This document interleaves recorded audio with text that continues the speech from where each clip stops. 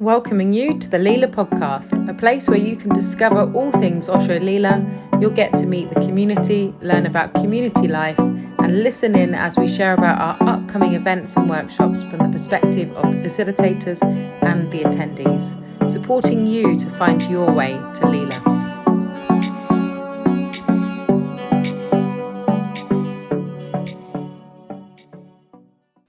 Hello and welcome to the Osho Leela podcast. Today we have the wonderful Devaraj. If you know Osho Leela, then you may well recognise him.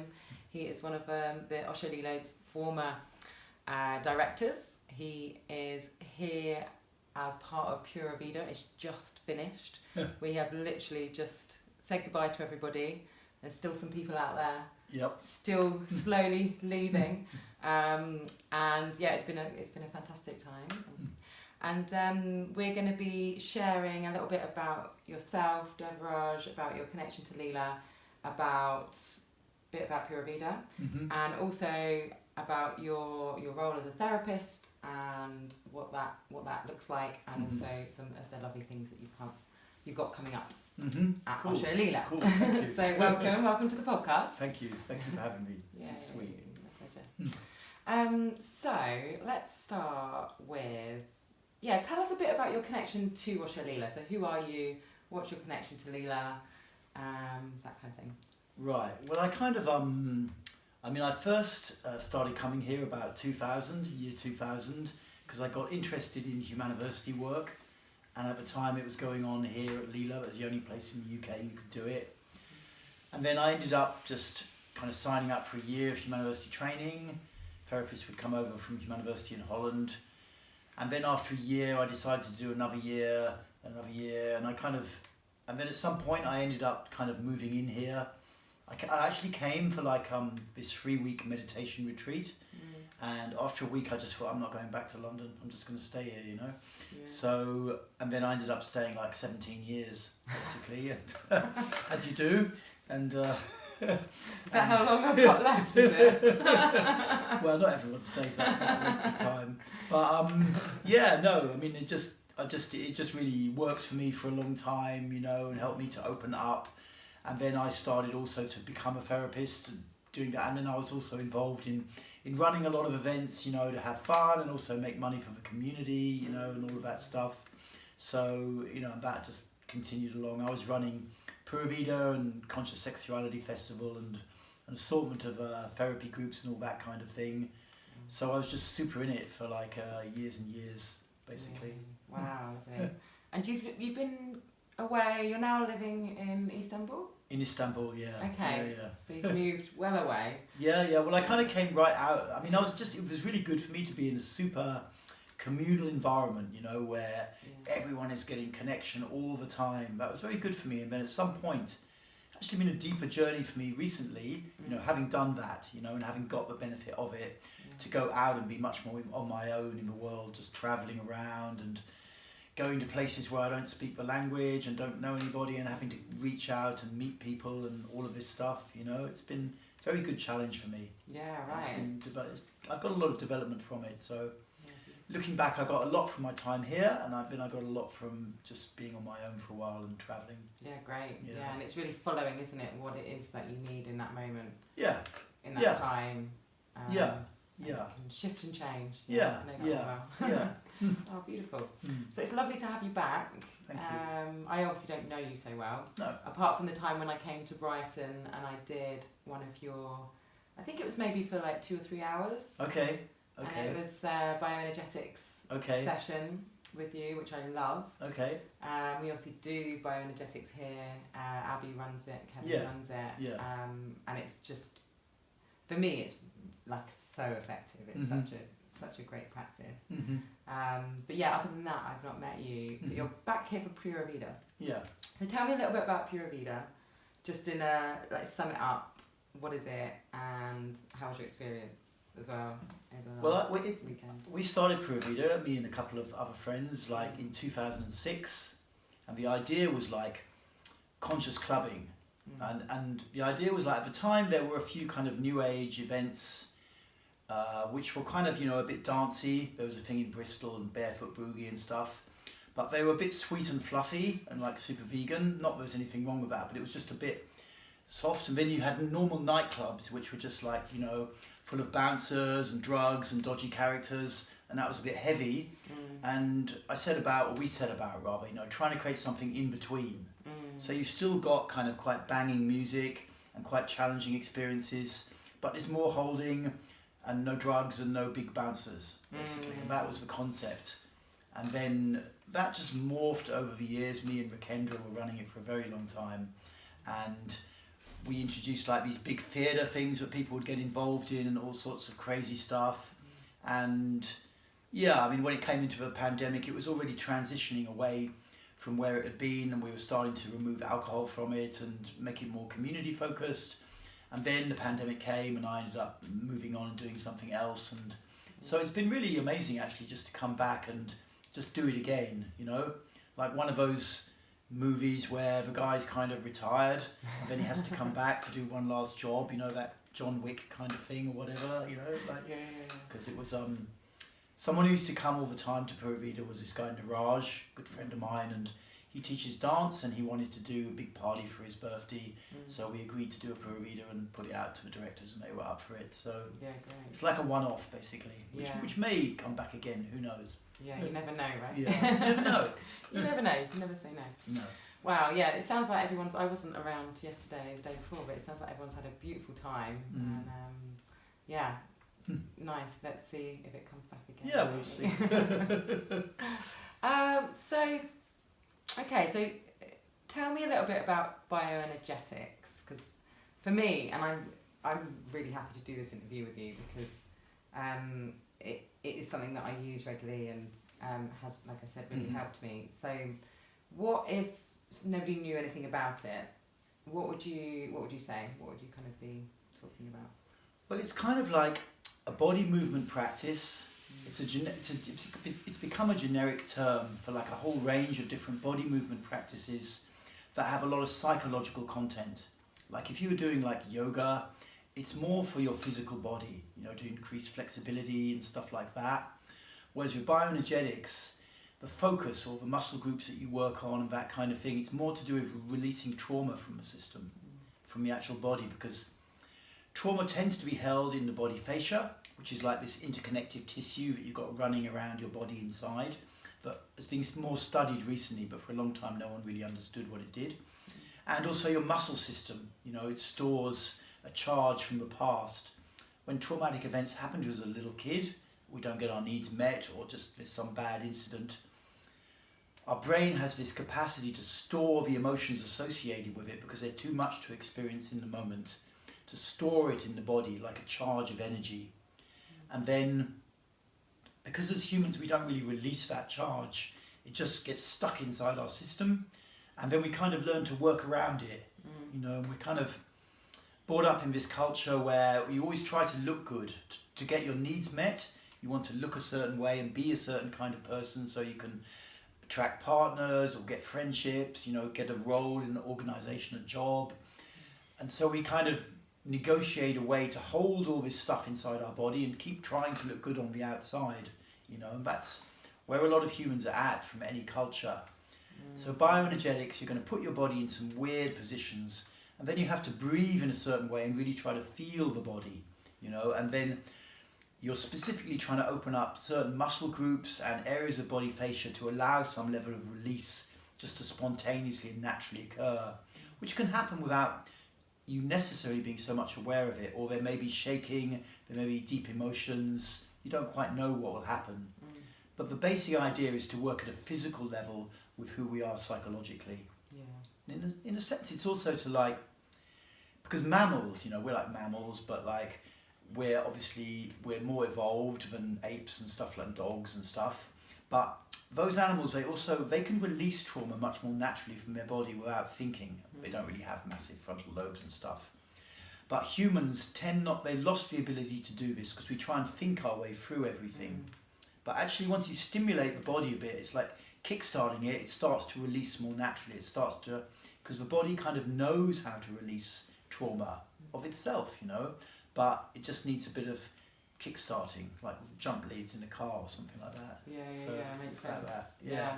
I know I've got well, my mum's got a little puppy, and well, she's always the puppy. She's nearly 3, but she got attacked actually by another dog, and I witnessed, like, you know, the shaking and stuff afterwards. And I've seen a few times, you know, the heckles going up, and then there's this sense of like, wow, that she's doing something to really support like herself in that process of healing. And I know, wild animals do it, don't they? They shake after they've been chased by a lion. So we need to learn. So we think we're more intelligent, but are we?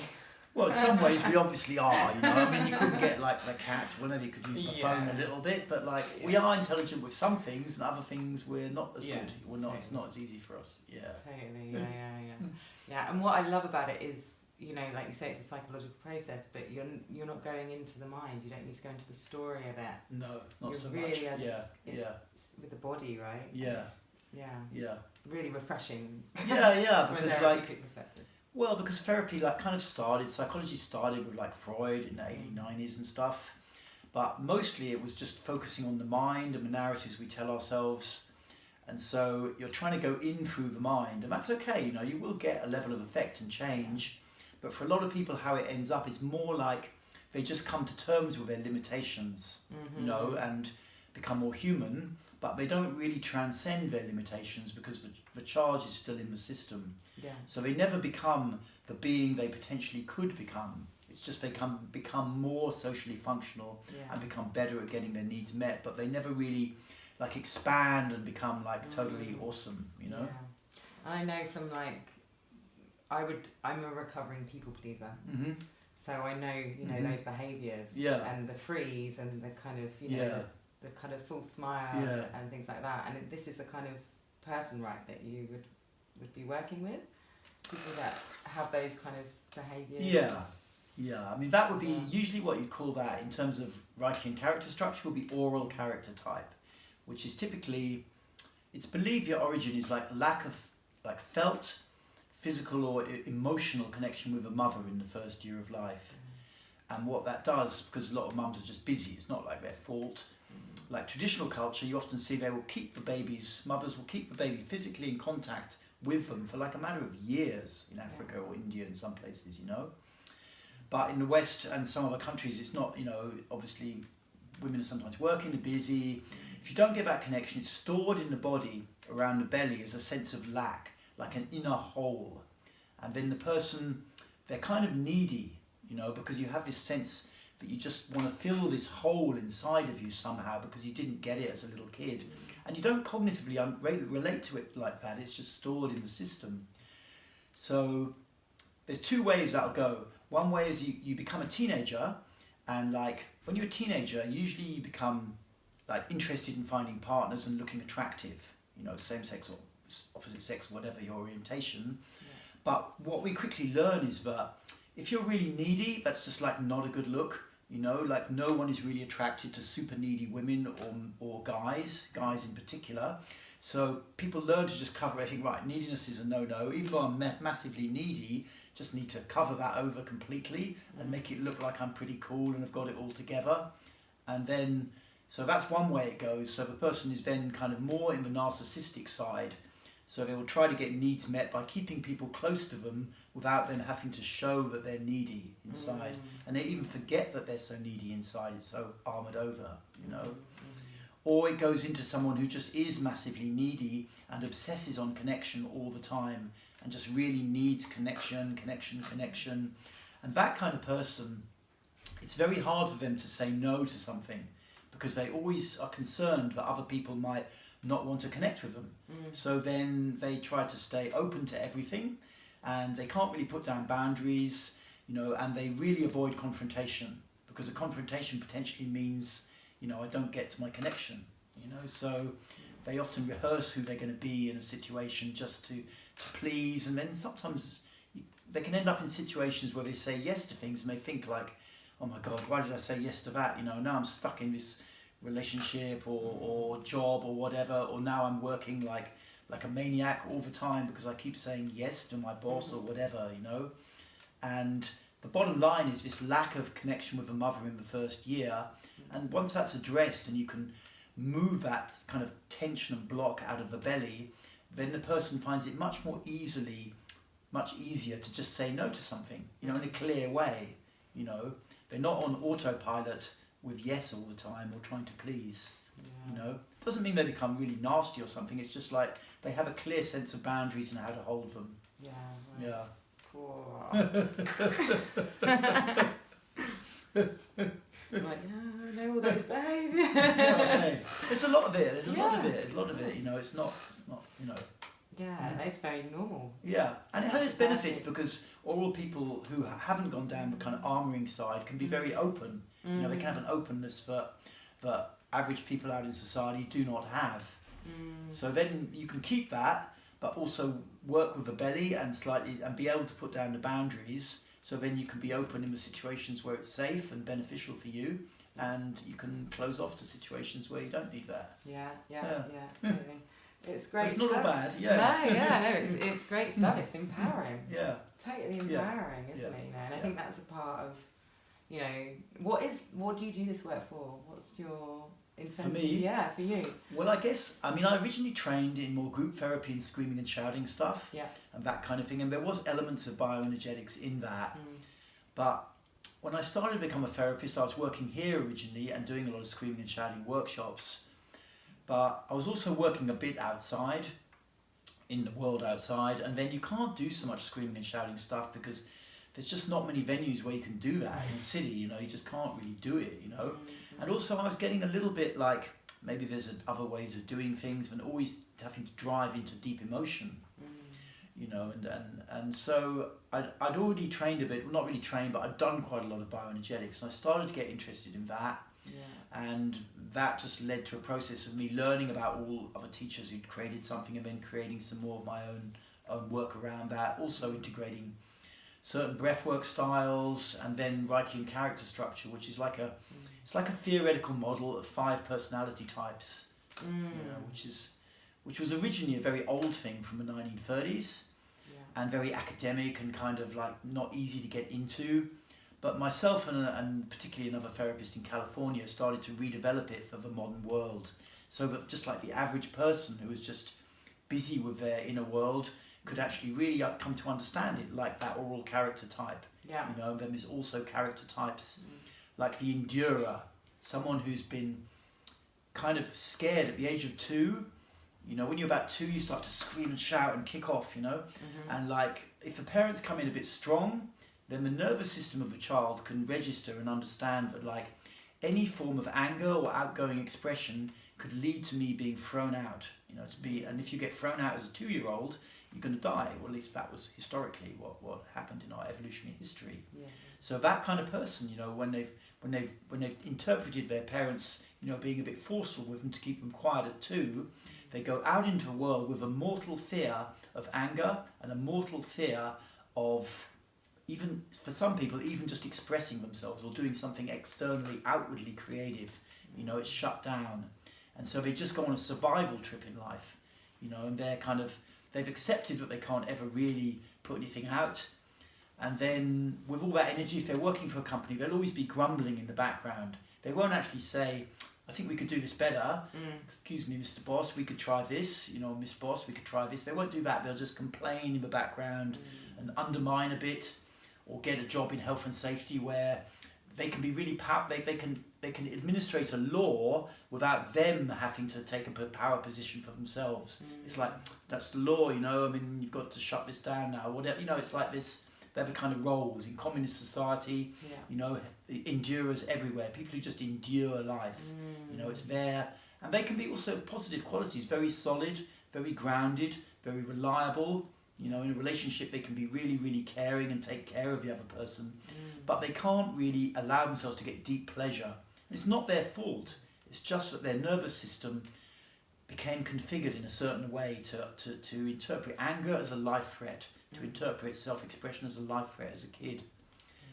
So any level of this in your personality will hinder you. So someone who's only got 20% of it, it's not so much, but it's still stopped them really being, fully on out there. Yeah, wow.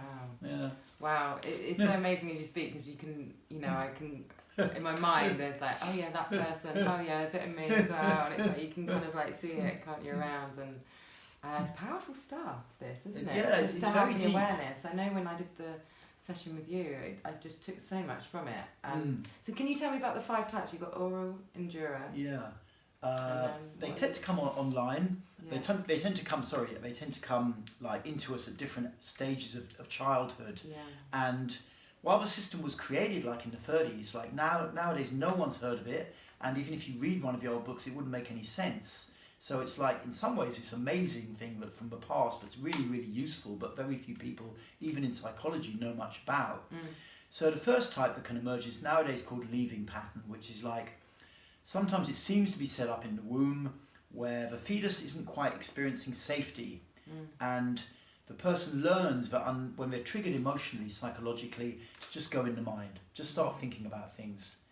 Like, and you can spot it in yourself. Sometimes for me, you know, like, I don't know, I'm just a bit stressy or something, or I just feel something a bit intensely, and I just think, I just want to pick up my phone and look at it for a while, you know, and just fiddle around with it. And there's no real reason why I would do that in that moment. It's not serving any kind of useful purpose, but I just get a compulsion because it's like, it takes me out of the body where the feelings are into a more safe, controlled world in my mind, you know? Yeah. And so, you know, that's a leaving pattern, someone who's not really inhabiting their body. You know, and tends to, with any triggering, you know, they're just away in their mind. Yeah, they come straight out of it and into that addiction, usually, hey, with the phones and. Well, it can get like that. Yeah, it can get like that. Then the oral. That feels then safe. That feels it feels safe. Yeah. Yes, it feels safe because. Well, it feels safe because you're away from your body where the feelings are. So what also happens is, you know, there's a lot of making things more safe in our society these days, which I partially agree with, for sure. But the problem is that something's being triggered inside your system, you're going in your mind, and then the person's trying to make the external world safer so they don't get triggered. But ideally, you want to release the thing so you can stay in your body. That's like a better solution, you know. But, you know, it's to reoccupy the body and feel. Basically, that's the leaving pattern is like that. It used to be called schizoid, but like it's not such a great name, you know. Then the oral is, like I say, around the age of 1. If you don't get that connection with the mama, because you've been in your mama for like 9 months in this super kind of, you know, like fetal environment, and you come out, and then suddenly, if you don't get the connection, it's just stored inside. Age around 2, when you start to scream and shout, the endura can manifest. If you get through those 3 stages fairly okay, you'll probably develop a healthy ego, which in terms of body-based psychology just means like you've got drive. You can move forwards in a certain direction, you can withstand a certain amount of things going wrong, pushback, feedback, negativity, and you can keep going. Yeah. If you don't have that much ego, if you've got one of those first 3 traits quite strongly, you may be able to move forwards quite a lot, but as soon as there's like a little problem, someone doesn't like you get negative feedback, you kind of collapse and just think, oh my God, I can't do it, you know, and that kind of thing, you know. But if you get through those 3, they're the most important, you know, in terms of weakening our possibilities in life. Yeah. If you get through those 3, then the rigid character, and you can have one of the others and you can get all of them to some degree, basically. But the rigid character is more like someone who they learned as a kid, their parents gave them like positive stuff when they behaved good, what their parents called good, you know, and then they would get negative stuff from the parents when they did a behaviour that was bad. Yeah. They were kind of conditioned to succeed. Like sometimes in psychology there's a thing like immigrant dad syndrome, because Britain had a lot of immigration, and then the kids often were brought up by parents, perhaps Indian or African in origin, who really wanted their kids to succeed. Like, you have to be a lawyer, you have to be a doctor, maybe an architect or an engineer is okay, but that is it for you, kid. You're going to do that. And then, unless the kid is moving in that direction, then they're just going to get a ton of shit from the bad stuff from their parents the whole time, you know, just trying to condition them to succeed. And for sure, you know, non-immigrant families do it as well. You know, it's just an extreme example. Yeah. But like, someone like that, a rigid character plays the game. They understand that life is a series of negotiations and strategies, and they want to be successful. They're in management, these guys. They work in management. They like hierarchical structures. They like this kind of thing because they can make sense to it. You know, if they work hard, they can move up to the next layer. If they achieve, they move up to the next layer. They've got basic levels of drive. They want to be successful. They will always seek a partner of similar or higher status, perceived status. Rigid type women, it's not that their body is necessarily so rigid. They will just use their body a bit to get themselves in power roles or status. They love hierarchies. They hold like traditional Western society together because they keep the rules going and they challenge people. You know, like a woman who's in strong rigid, you know, if she's very attractive and guys are coming up to her trying to date her and stuff, you know, she's going to test them. You know, she's going to push back to make sure that, you know, she gets the one who's really strong enough for her to be with, you know. It's this kind of, it's rigid behaviours, you know, is it called. And then aggressive is the main term, is the last one, which is typically someone who was really trusting as a kid and got through maybe the first 3 stages, but maybe sometime around the age of 6, it was like they really trusted their mum or their dad or other caregiver, and then something happened which caused them completely to lose trust in this person. Maybe for a woman, maybe her mother, she realised at some point that her mother was just using her to make her seem better. Like always getting her to go to ballet school she didn't really want, always wear clothes that the mama thought was good.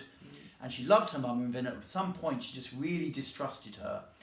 Or for a guy, you know, the dad is always trying to, here's my son, you know, he's really strong and this kind of thing. And they realise at some point that they're trusting this guy and actually he's just using them. You know, he's not supporting them, he's using them. This can happen at age 6 or age 10, age 12. Or it can be like massive, like a coach at school or a teacher, and you're really gifted at school at sports or something, but they don't see you. You know, they don't see you and they just put you down or whatever, and you just feel abandoned, lost by them. And the person collapses internally, their ego collapses internally, and they resolve like, I'm never going to trust anyone again. Because it's so painful as a child, as a 7-year-old, to really trust someone and then to see that trust was misplaced and the person didn't earn it and they didn't deserve it, you know. And for this character type, it's so painful to do that. They say, right, from now on, I'm going to just be so totally insulated and I'm going to be really successful and powerful on my own. You know, I'm not going to have to reach out to anybody else. I'm going to do it myself. They're super motivated, super powerful. They don't function so well in structures like big corporations. You might think they get to the top of a big corporation. They're usually a bit too unstable for that. But they're entrepreneurs. They drive out in life. They're the Captain Kirk model, you know, we're going there, and that kind of thing, you know. But inside, they can't allow themselves to ever be vulnerable, and they have to be in control. They can be quite seductive, manipulative, very charismatic. A lot of energy in the top half of the body.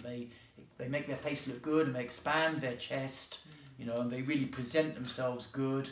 They're fantastically charismatic, rock stars, but, you know, everyone loves them and adores them and stuff like that, but their inner world is just like really bad and they're using drugs or whatever because they can't really take in love, you know, because they would have to be vulnerable. They're aggressive character type, yeah. Wow.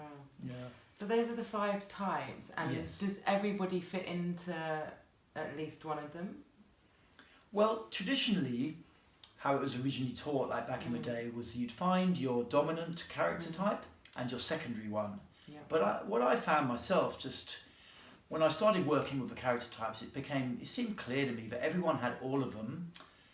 And in some types of relationship, you might be different from others. You know, you might be very dominant and strong at work, but then in a love relationship, submissive and just passive and pretty hopeless and super oral or something, you know. So they were originally tracked to your body shape, but I don't really hold with that so much.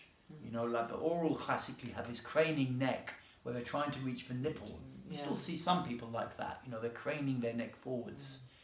Or the aggressive had this super kind of, you know, I'm successful guy, hey, you know, sort of thing, or successful woman, you know, they're kind of really well presented, you know, this kind of thing. And traditionally, like the leaving pattern was more skinny and very tall, and almost their mind is just in a kind of cloud, and it's really hard for them to access feelings. But I don't really hold with that. Certainly, maybe it was more true in the 50s, I don't know. But more to me, I see it like everyone has all 5 to certain degrees. Some may be dominant, and some may be dominant in certain social situations and not maybe in friendships, but they're different at work, you know. So it's useful. Like in this workshop, we work with all of them. You know, we have one day on each, understanding theoretically, acting them out, working with each other, like acting out your oral side with other people, acting out your aggressive side, whatever. And then we also do like physical exercises, bioenergetics or breath work, so that you understand how to start to release them as well, so that you can come back to a more centered place and you don't have to act out like that. Brilliant.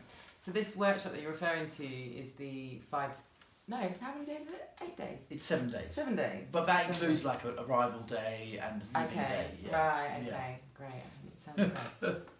I might pick on it myself. So I've had a taste of some of these. Right. What do you call them? Like activities, some of these structures that from the workshop we did. Yeah. I wonder if you would feel okay to share maybe a couple as we're sitting here now. Something that we can do sitting. Something we could do sitting. Well, I mean, a lot of it's quite Just intense so people can therapeutic see process work, you know? Yeah. But if you're working with, say, oral character or something like that, there's a structure like or endura, both of whom are very afraid of anger.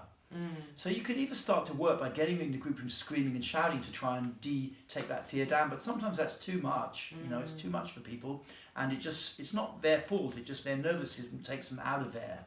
So there's like physical exercises, like a right to exist exercise. You do standing and you thrust your hips forward a certain way, and you make like an animal grunt. You know, and it recalibrates your nervous system or your mind in a sense to think like, hey, it's okay to be direct. It's okay to go for what I want, you know? Yeah. And it recalibrates that for someone who's very strategizing all the time to you know, it helps them to just have an inner security to feel like I get what I want. I find that one really powerful. Right. Yeah, I've done I've done quite a few of them, and I find it really powerful. And it's like I can initially there's this like, oh my god, this is so uncomfortable to do. You know, there's this like, you know, you're in a group, and but the more I've done it, the more kind of I've really gone into that totality, I guess, in it, and it feels powerful. It feels like something's shifting as well. In these sessions, so I mean, I've got a lot of structures that we'll be doing. And then most of that stuff, because it's not like group therapy where you're screaming and shouting and stuff, you can actually take it back out and do it yourself. Or if you're working in psychology, you know, you can give some of those exercises to clients. So it's like you take a lot away with you as well. You know, if you're working also with the oral character, you can also do there's very intense breath work forms where you have to physically move your belly as you breathe. And that starts to work into the primal knot in the belly center, you know, and then it allows that person, it's usually very intense for them to do it, but they come out of it feeling more okay to hold boundaries. And it helps people who are a bit overweight or who snack, they lose their appetite for snacking. I did it for 2 months. I've been doing it for 2 months and I lost 6 kilos, you know, in that time, you know, just because, and it wasn't even hard, you know, it wasn't even hard because my desire to snack went down about 70%. So it would come up and it was like, you know, it was like, oh no, I can just deal with it. Whereas before it would be so high, it was like, no, I end up snacking, you know. Wow. So it's super powerful, eh? It can be very powerful. You know? Can you give some examples of like what experiences you've had like with previous clients that, you know, you've gone, wow, actually this really works? I mean, I got a client at the minute who was just really unconfident tech worker from Eastern Europe guy, and just really struggling to not be in his head because he had to work like 6 hours a day on computer anyway, doing coding and all of this. And then he's been with me quite a while, maybe like 8 or 9 months, just on 2 weekly sessions, once every fortnight sessions, and now he's just way more confident and he just looks a lot more male, you know, and he's just learning to go out into the world and really just go a bit more for what he wants, but in a clean and straight way, you know, and he just feels much more confident, you know, and it's just easy for him to talk about stuff and to move forwards, you know, it's not difficult for him. I got another one who's like a American woman, I have quite a lot of American clients, who had just like chronic fatigue for a long time, and she was kind of coming out of it, but still, I don't know, very kind of suppressed and scared, and then slowly going through with these exercises, just coming back to normal. A lot of what I do in the end of the day is kind of teaching people to inhabit their body more. In simple terms, just to feel the body more. You know, just to, so that the sense of the body is a much bigger experience, like there. So, like if you try to meditate and you just start to feel your body, it's like, wow, this is like some oceanic thing here. You know, it's like, and then she had much more resilience. You know, because feeling your body a lot, you become energetically like a pyramid on its base. And if you're always thinking and thinking and thinking, you're more like a pyramid kind of on its point. You know, so it's unstable and it can easily fall over if something goes on around you. Wow, that's a really great analogy. Yeah. It's like that, yeah. So you know, you feel your body more. You can just tune in. It's like a resource there. You know, I can be super mindy. You know, I'm super traumatized as well from when I was young, and you can just I can just, like, in a stressful situation, I can just stop for a second, feel my body, and it's like there's a resource there. You know, it's like you've got this big experience inside that can hold you, and you don't, you know, you can decide, then I can decide in this situation, do I need to stand my ground, or has this person really got a good point to make, you know?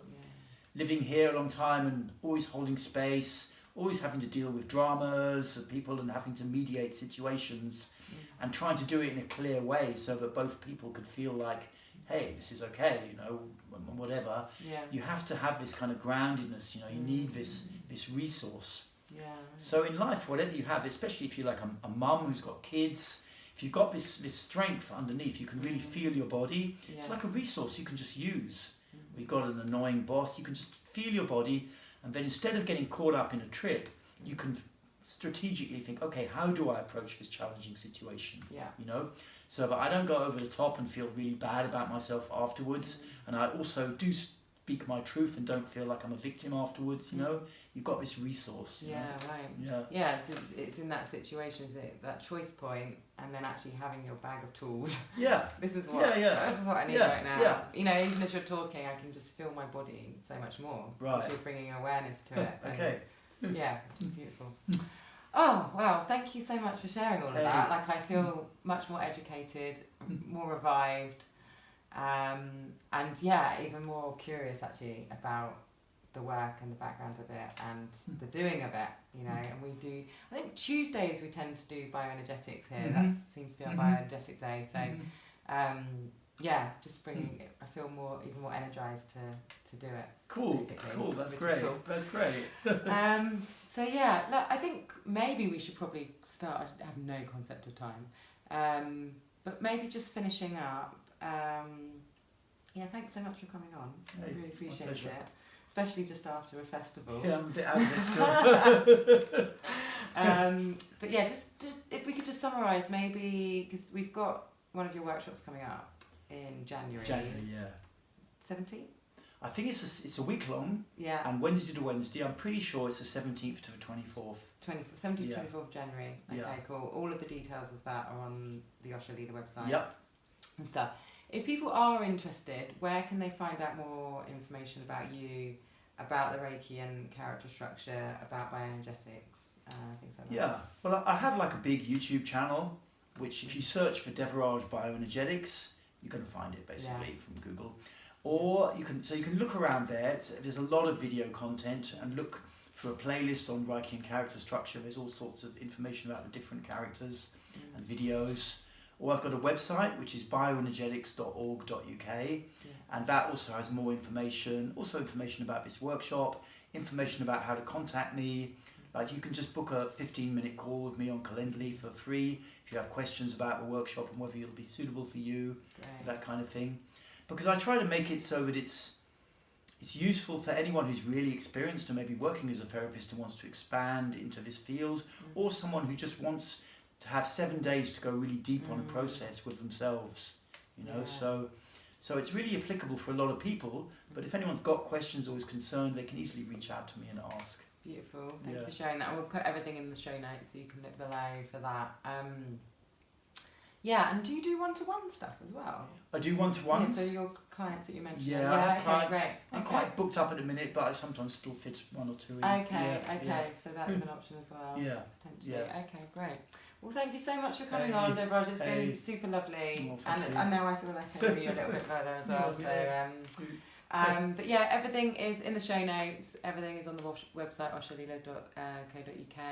Thank you so much for joining us for this podcast. I hope you feel a bit more educated, inspired, and please do come back and join us for another podcast. Thank you so much, everybody. Thanks, Deborah. Thank you. Bye. Thank you. Hey.